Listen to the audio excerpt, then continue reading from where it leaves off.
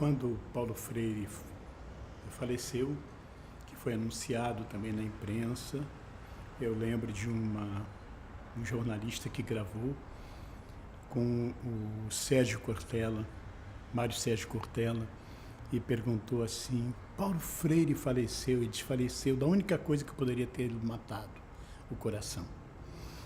Eu acho que essa poesia do Cortella, Paulo Freire, coloca um nível, eu acho, mais avançado daquilo que foi Paulo. As pessoas podiam discordar dele, podiam não gostar, achá-lo reacionário, moralista, cara de igreja, igrejeiro, etc. O que ele também não era. Mas o muito impressionante do Paulo era a capacidade infinita de deixar as pessoas tocarem o coração dele e ele se deixar tocar pelas pessoas. Eu acho que esta relação de infinita humanidade do Paulo e de honestidade, de dizer do fundo do coração aquilo, na verdade, que ele estava sentindo e pensando, e dizer isso com honestidade às pessoas, era uma coisa muito grande, o Paulo. Então, eu sempre traduzi Paulo Freire como aquele que era dono daquilo que tantas vezes ele falava, da amorosidade, né? Capacidade imensa de amorosidade. Lembro também de um momento em que o menino estava descobrindo internet, aí o Paulo não entendia nada, aí o menino mostrou para ele algumas coisas que ele fazia, o Paulo parou, pegou a cabecinha do menino e disse assim: menino, meu filho, você sabe o que é isso que você está fazendo? Isso é uma coisa muito importante para o mundo. Todos os outros meninos deveriam aprender com você a poder dominar isso, né? Para fazer isso uma arte para a vida. Eu acho que essa capacidade de conversa de Paulo Freire, ela eu acho que é um paradigma para a gente.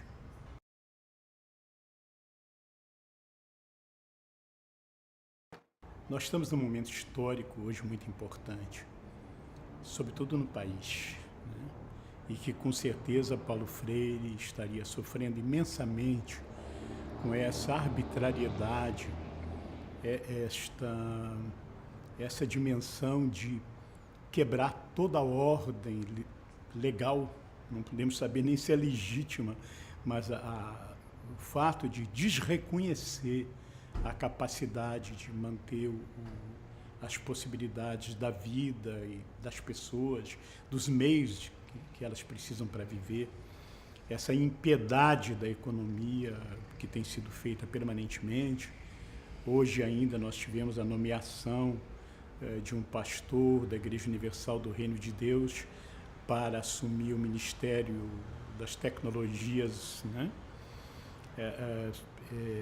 Na verdade, uma coisa sórdida. É moeda de troca de um processo de demolição do país. Mas eu ainda acho que teria uma coisa importante que passaria na cabeça de Paulo Freire. É que esse momento de ódio precisa ser respondido com uma resistência de ternura. Aquilo que dizia também para Paulo Freire o próprio poeta Tiago de Mello, que esse dragão não consegue aguentar 40 horas de ternura.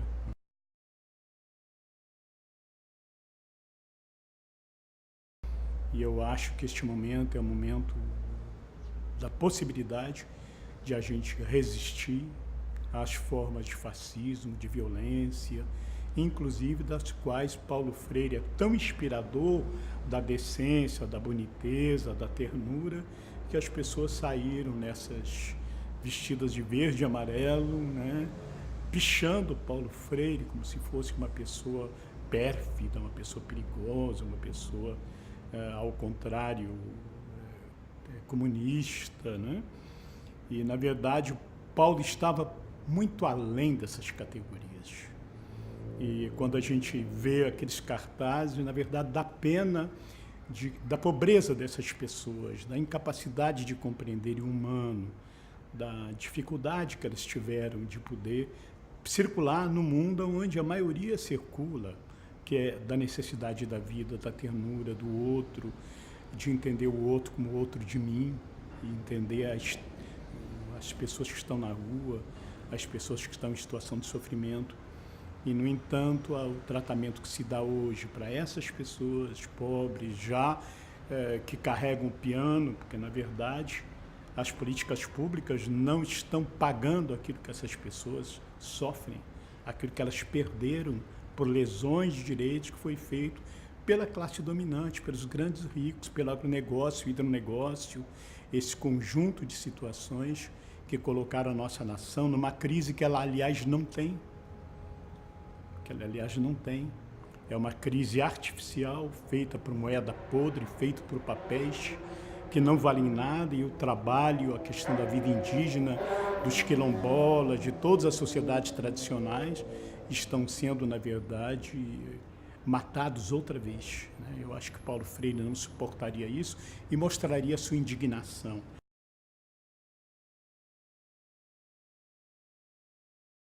Eu imagino que Paulo Freire hoje iria ficar muito feliz. Aliás, uma vez ele falou sobre isso, né? De nos Estados Unidos ter um presidente negro, e o fato de ter Obama como presidente negro, com todas as contradições que isso implica, mas é um símbolo, é uma bandeira contra todo o racismo e também, ao mesmo tempo, uma distensão em relação, por exemplo, aos cubanos, hoje dentro da cidade de Nova York. O Papa Francisco, que é um mistério vivo de que a gente não consegue controlar a igreja, que existe alguma coisa a mais dentro dela que permite também haver subversões por parte de Deus e não aprovar a continuidade do massacre através da fé, através do dogma, através de processos de extrema violência, de normalização das pessoas, que impedem as pessoas de poderem viver do jeito que podem a vida, do jeito que conseguirem. E este Papa se afasta. Lembro quando ele deu a benção Urbi et Orbi, e que eu fiquei surpreso, que era um Papa argentino. Eu achei que era o mau agouro, porque na Argentina a maioria dos bispos são príncipes, né? E o Papa terminou a bênção dele e disse assim: bom pranzo, bom almoço. Eu digo, uai, o Papa lembrou da vida dessas pessoas e da dele, de que não é um Papa que vai se refugiar nas estrelas e se fingir de Deus, mas está atento a tudo aquilo que é no mundo das pessoas, no mundo da vida. E ele não abriu mão disso. E por isso mesmo os católicos tradicionais podem se perguntar se o Papa é católico, né? Eu diria, na verdade, que o Papa teria o coração de Cristo, que também foi matado pela religião no seu tempo, sacrificado pelo poder romano também político. Então, me parece que esse fenômeno do Francisco, o fenômeno do Pepe Mujica, que aprendeu tudo na prisão durante anos, né? O sofrimento não lhe tirou a humanidade, pelo contrário, fortaleceu imensamente a capacidade de uma etoestética, de alguém que é capaz de se tornar solidário com as pessoas, misericordioso. A palavra misericórdia é uma palavra muito forte. Ela significa misericórdia, ter o coração sensibilizado pelo sofrimento dos outros, né? Então, ela é muito forte. O Pepe Mujica é isso, é a figura solidária, né? Eu acho que essas pessoas, e Lula, né, são exemplos vivos de pessoas que resistem contra a corrupção, contra a pretensão de saberem tudo, a capacidade de audição, de ouvir, diferente da do príncipe, que sempre contestou quando entregou a faixa para o Lula, não é? O Fernando Henrique disse que, infelizmente, ele poderia fazer um bom governo, mas queria sair mal na política exterior. E que a economia também ele não conseguiria ter nenhuma mudança nos processos por causa da questão internacional. É uma extrema ignorância e prepotência do Fernando Henrique. Na verdade, eu me lembrei quando ele recebeu o prêmio tão bonito na Sorbonne, de Dr. honoris causa em economia política. O que isso deve ter custado do Fernando Henrique, né? Até porque uma das figuras que foi orientador do Fernando Henrique, de doutorado e pós-doutorado na Sorbonne, que foi o Alain Touraine, estava lá.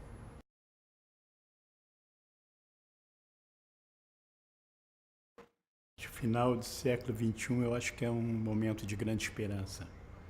Eu acho que nós estamos numa grande virada. Este sofrimento que a gente está passando é parecido com aquilo que Jesus, o Cristo, dizia da mulher em dores de parto, né? É um momento de passagem, ele não dura. Por ser como é, não ficará como está. As pessoas cada dia mais têm mais consciência, mais cidadania, mais participação. As ruas do nosso país estão tomadas pelos trabalhadores, pelos quilombolas, pelas mulheres, pelas crianças, pelos artistas, né? Não durará essa sordidez que nós temos de uma classe dominante nesse país. Não tem conjuntura internacional que suporte a presença de pensar o nosso país como uma lata de lixo, né? Não é mais possível. Então eu vejo que tudo isso nos sensibilizou pela primeira vez, mostrou a flor da pele a grandeza que tem dentro do povo brasileiro e a capacidade dele se organizar contra isso que eu chamo de barbárie, né?